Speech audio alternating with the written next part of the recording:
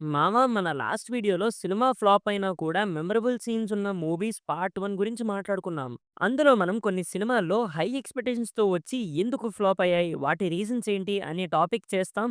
మీరు comments target complete చేయండి అని చెప్పాం. ఎందుకు నేనంటే అంత లవ్ మీకు వితిన్ 24 అవర్స్‌లో ఆ కామెంట్స్ టార్గెట్‌ని కంప్లీట్ చేశారు మీరు. మరి మీరు మా కాంటెంట్ మీద మా మీద అంత లవ్ చూపిస్తున్నప్పుడు బదులుగా మీరడిగిన కాంటెంట్స్ అడిగినట్టుగా ఇవ్వడం మా మెయిన్ రెస్పాన్సిబిలిటీ మామ. అందుకే వేరే కాంటెంట్స్ రెడీగా ఉన్నా కూడా అవి పక్కన పెట్టి మీరడిగిన కాంటెంట్‌ని చాలా స్పీడ్‌గా రెడీ చేసి వెంటనే పోస్ట్ చేస్తున్నాం. అండ్ అదే ఈ వీడియో హై ఎక్స్‌పెక్టేషన్స్‌తో వచ్చి ఫ్లాప్ అయిన సినిమాలు ఏంటి? అండ్ ఈ వీడియోలోకి వెళ్ళే ముందు ఒక్క మాట మామ.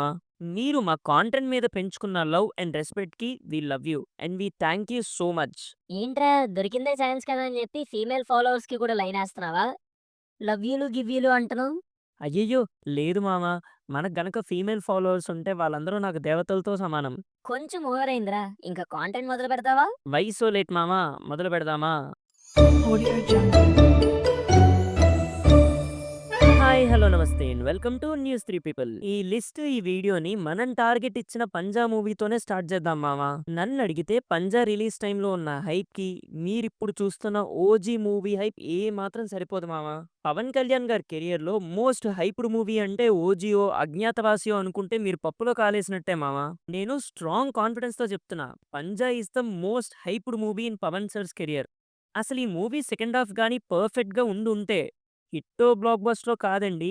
టాలీవుడ్ ఇండస్ట్రీ హిట్‌లో ఉండేది ఈ మూవీ. అసలు ఈ మూవీలో పవన్ కళ్యాణ్ గారి లుక్స్ కానీ, సాంగ్స్ కానీ, ఆ బీజీఎం కానీ, ఆ టైంలో ఎంత సెన్సేషన్ క్రియేట్ చేసాయో చెప్పాల్సిన అవసరం లేదు. అండ్ మీరెవరు కాదనే ఛాన్స్ కూడా లేదు. పక్కా 200% పంజా మూవీ హిట్ టాక్‌తో స్టార్ట్ అయ్యి ఉంటే ఇండస్ట్రీ హిట్ అయ్యేది మూవీ. సో, అంతలా హైప్ ఉన్న మూవీ ఫ్లాప్ అవ్వడానికి రీజన్స్ ఏంటి? మనం ఆల్రెడీ చాలా వీడియోస్‌లో మెన్షన్ చేస్తూ వస్తున్నాం. 'పంజా' మూవీకి మెయిన్ బ్యాక్‌డ్రాప్ ఆ సెకండ్ హాఫే.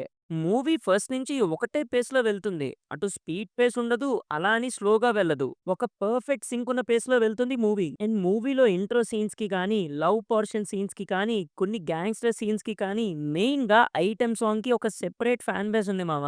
జాన్వీకి చిన్నప్పటి నుంచి ఫ్యాన్ మామ నేను. మరి ఆవిడ ఏమైపోయిందో ఏంటో గానీ ఆ రోజు జాన్వీ పాపని అడవి స్టేషన్‌లో కొడుతూ ఉంటే, గుండెల్లో ఏదో తెలియని ఒక బాధ. ఏరా గ్యాసా ఏంటి? నీకంత ఏజ్ కూడా ఏమి అయిపోలేదు కదరా! సర్లేరా బాబు! ముందు టాపిక్‌లోకి వెళ్ళిపోదాం. 'Panja' movie first half is good. పచ్చిగా చెప్పాలంటే అద్దిరిపోతుంది. సెకండ్ హాఫ్ ఇంకొకలా డిజైన్ చేసుంటే, మనం ఈరోజు ఈ మూవీ గురించి ఇంకొకలా మాట్లాడుకొని ఉండేవాళ్ళం. మెయిన్ మ్యాటర్ ఏంటంటే, అంత హై ఇంటర్వెల్ పోర్షన్ తర్వాత అందరూ ఒక రివెంజ్, ఒక యాక్షన్ అండ్ ఒక మంచి పేసింగ్ ఉన్న సీన్స్ ఎక్స్‌పెక్ట్ చేశారు. బట్ మనకి దింపిందేమో ఒక విలేజ్ కంకర్ రాడ్. యాక్చువల్ స్టోరీలో వాళ్ళు కన్వే చేయాలనుకున్న పాయింట్ బానే ఉంది. చిన్నప్పుడు జై మిస్ అయిన హ్యాపీనెస్ అండ్ ఆయన మిస్ అయిన పీస్‌ఫుల్ లైఫ్ గురించి చెప్పాలనుకున్నారు. బట్ అప్పటికే మనం గ్యాంగ్‌స్టర్ అయిన జైకి కనెక్ట్ అయ్యాం. సో, వెంటనే క్యారెక్టర్ షిఫ్ట్ అవ్వడం అంటే తీసుకోలేకపోయాం. మళ్ళీ క్లైమాక్స్‌లో అదే గ్యాంగ్‌స్టర్ అనే జై వస్తాడు. బట్ అప్పటికే సినిమా చచ్చిపోయింది. నాకు 'పంజా' మూవీలో బాగా నచ్చే పోర్షన్ ఏంటో చెప్పనా మామ? మోస్ట్‌లీ పవన్ సార్ మూవీస్‌లో క్లోజ్ కమెడియన్‌గా చేసే 'అలీగర్‌ని' ఇక్కడ చంపేశారు. తెలుసా? అలా కొన్ని మూవీస్ చూస్తే మనకి జస్ట్ దెబ్బలు తింటారన్నట్టుగా వదిలేస్తారు. కానీ 'పంజా' మూవీలో 'చోటు' అనే క్యారెక్టర్‌ని చంపేస్తారు. అక్కడ ఎమోషనల్‌గా నేను బాగా కనెక్ట్ అవుతా. ఎందుకంటే ఫస్ట్ హాఫ్ మొత్తం అలీ అండ్ పవన్ సార్ గారి బాండింగ్ బావుంటుంది. And at the same way కొంతమంది డిస్కనెక్ట్ కూడా అవుతారు ఆ సీన్స్‌కి. ఎందుకంటే ఫస్ట్ హాఫ్‌లో ఉన్న బాండ్ సెకండ్ హాఫ్‌లో మళ్ళీ మనకి ఎక్కడా కనిపించదు. లాస్ట్‌లో చనిపోయే ముందు తప్ప. సో, కొంతమందికి అది నచ్చకపోయుండొచ్చు. మీలో చాలా మందికి 'పంజా' హీరోయిన్ నచ్చుండొచ్చు. బట్ నన్ను తిట్టుకోకండి. అలాంటి హైప్డ్ మూవీస్‌కి న్యూ ఫేసెస్ కాకుండా ఆల్రెడీ ఫేమ్‌లో ఉన్న హీరోయిన్స్‌ని యూజ్ చేసుకొని ఉండుంటే, ఇంకా మూవీకి ప్లస్ అయ్యేదేమో అని నా పర్సనల్ ఒపీనియన్. 'సుబ్బరాజు' గారి క్యారెక్టర్ కనెక్ట్ అవ్వదు.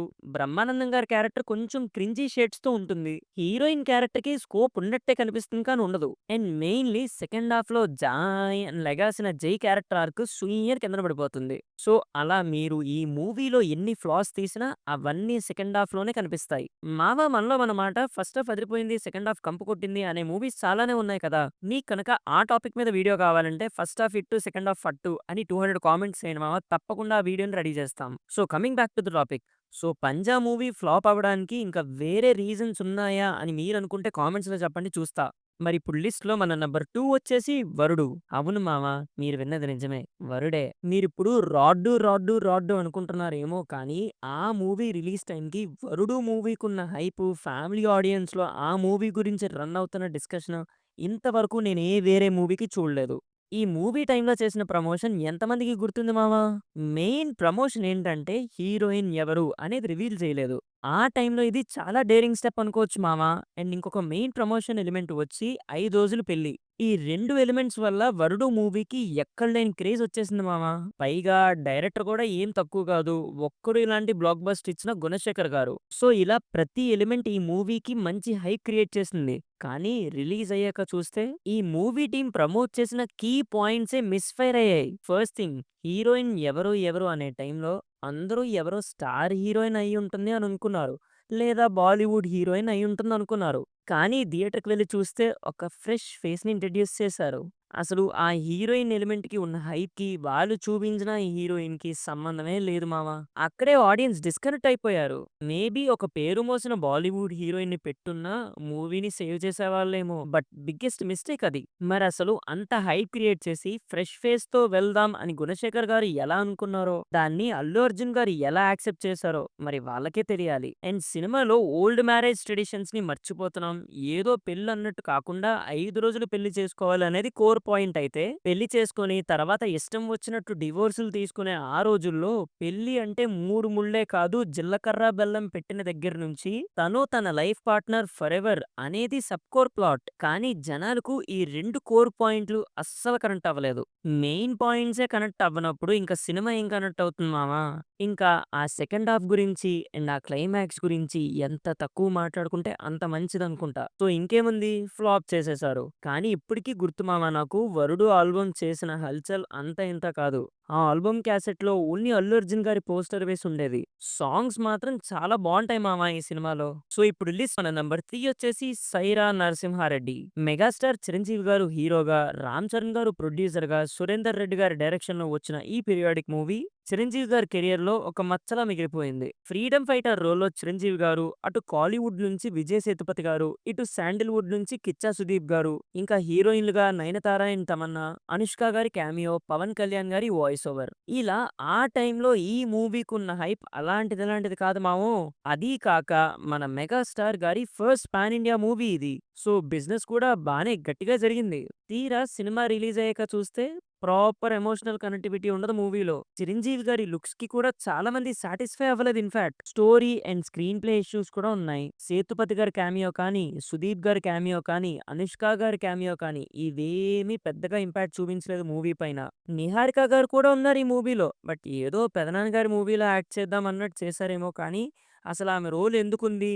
ఆ రోల్‌కి ఆమె ఎందుకు చేశారనేది మరి ఆవిడకే తెలియాలి. సో, ఇలా మూవీ రిలీజ్ డే నుంచే నెగెటివ్ టాక్‌తో ఓపెన్ అయింది. అండ్ అలానే కంటిన్యూ అయ్యి లాస్ట్‌కి ఫ్లాప్ అయింది.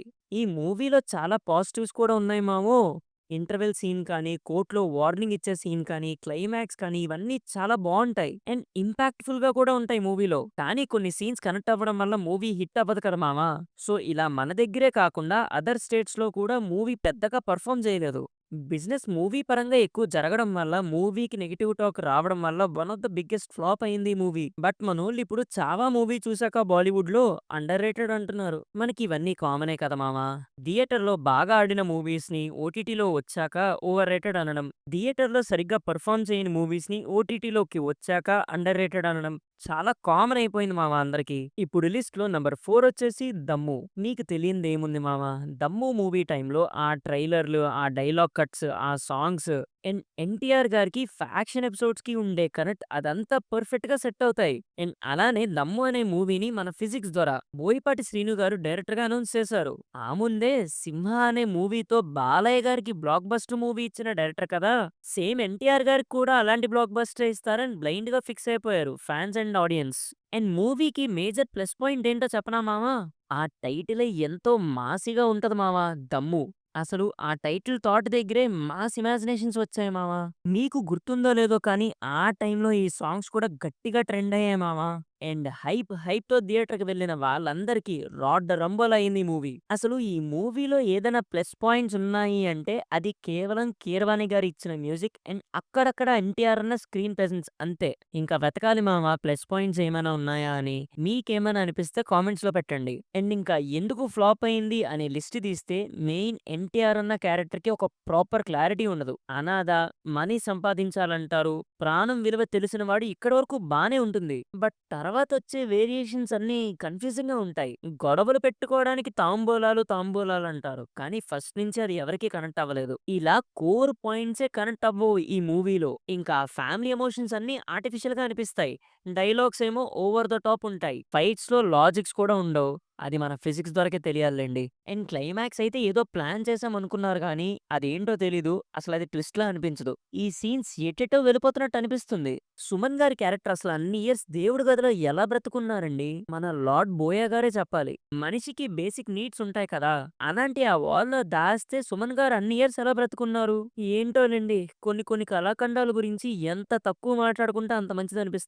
సో, ఇప్పుడు లిస్ట్‌లో మన నంబర్ 5 వచ్చేసి ఏ మూవీ పేరు చెప్తే భయం వేస్తుందో, ఏ మూవీ పేరు చెప్తే పవన్ కళ్యాణ్ గారి ఫ్యాన్స్‌కి పీడ కలలొస్తాయో, ఏ మూవీ పేరు చెప్తే థియేటర్లు కూడా భయపడతాయో అదే మన గుణపం గురూజీ గారు తీసిన 'వన్ అండ్ ఓన్లీ అజ్ఞాతవాసి'. ఈ మూవీకి హైప్ అనే పదం అన్‌రియల్ మామ. 'జల్సా' అండ్ 'అత్తారింటికి దారేది' లాంటి hit combo. Power star Pawan Kalyan గారి 25th ఫిల్మ్. 'త్రీ' లాంటి మ్యాసివ్ హిట్ ఆల్బమ్ ఇచ్చిన అనిరుద్ మ్యూజిక్ డైరెక్టర్. సాంగ్స్ అన్నీ సెన్సేషన్. అసలిప్పటికీ గాలివాలుగా లిరికల్ వీడియో క్రియేట్ చేసిన రీచ్. ఇప్పటికి నేను ఏ లిరికల్ సాంగ్ రిలీజ్‌కి చూడలేదు మావా. అంతే తర్వాతొచ్చిన సాంగ్స్ అన్నీ చాట్ బస్టర్స్ అసల. ఇంకా మరుపురాని ఆడియో లాంచ్. అండ్ అందులో త్రివిక్రమ్ గారు చెప్పిన మాట. ఈ సినిమాలో పవన్ కళ్యాణ్ గారి నట విశ్వరూపం చూస్తారనడం. అంతే ఇంకా బ్లైండ్‌గా హిట్ కొట్టేసాం థియేటర్‌కి వెళ్లి కూర్చున్నాం. సినిమా అయిపోయే టైంకి కళ్ళు పీకేసుకొని నిజంగా బ్లైండ్ అయిపోవాలనిపించింది నాకైతే పర్సనల్‌గా. అసలు ఈ మూవీలో పాజిటివ్స్ అంటే ఆ టైంలో ట్రోల్ చేసిన Anirudh album is a beauty.